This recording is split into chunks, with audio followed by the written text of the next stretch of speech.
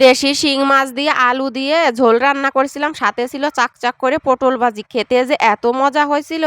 Hello everyone, আসসালামু আলাইকুম। সবাই কেমন আছেন? আশা করছি সবাই ভালো আছেন। তো আজকে কি রান্না বান্না করলাম সব থাকছে এই ব্লগে।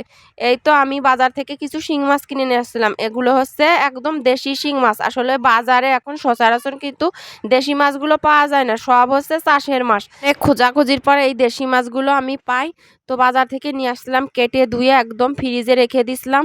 আর আজকে শিং মাছ দিয়ে আলুর পাতলা ঝোল রান্না করব, সাথে চাকচাক করে পটল ভাজি। এই তো পটলে আমি লবণ হলুদ মাখিয়ে এই তো কড়াইতে ভেজে নেব।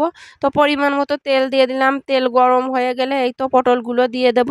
আর এইভাবে চাকচাক করে পটল ভাজি খেতে কে কে পছন্দ করেন অবশ্যই কমেন্ট করে জানায়েন। আর এই যে আমার লাল লাল করে ভাজা হয়ে গেছে, এখন হচ্ছে তুলে নিচ্ছি।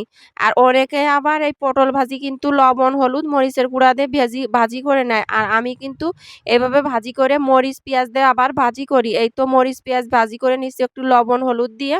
আর এভাবে পটল ভাজি করলে আমার কাছে বেশি ভালো লাগে। তো আমার এই যে পটল ভাজিটা হয়ে গেছে, এখন হচ্ছে তুলে নিচ্ছি। এখন এই কড়াইতে হচ্ছে আমি শিং মাছগুলো হচ্ছে ভুনা করে নেব। তো কড়াইতে অল্প একটু তেল বেঁচে গেছিলো, এর ভিতরই মশলাটা দিয়ে দিলাম, বাটা মশলা পেঁয়াজ রসুন জিরা বাটা মশলা আর কি। এখন লবণ হলুদ মরিচের গুঁড়া দিয়ে দেবো পরিমাণ মতো, দিয়ে আর একটু তেল দিয়ে দেবো, তেলটা কম হয়ে গেছে, সয়াবিন তেল আর কি। আর এখন মশলাটাকে সুন্দরভাবে কষিয়ে এই তো কেটে রাখা আলুগুলো হচ্ছে দিয়ে দিব।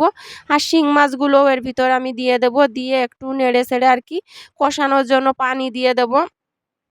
আর শিং মাছ দিয়ে আলু দিয়ে এভাবে পাতলা ঝোল রান্না করে আমি মাঝে মধ্যে খেতে যে এত মজার হয়।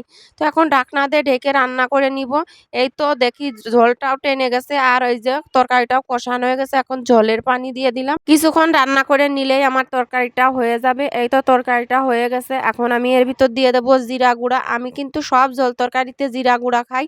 আর জিরা গুঁড়া দিলে তরকারির ঘ্রাণটাও বেশি ভালো লাগে। আর এই যে ফাইনালি আমার তরকারিটা হয়ে গেছে, পটল ভাজিটা হয়ে গেছে। এখন গোসল টোসল করে এই তো দুপুরের খাওয়ার জন্য বসে গেছি।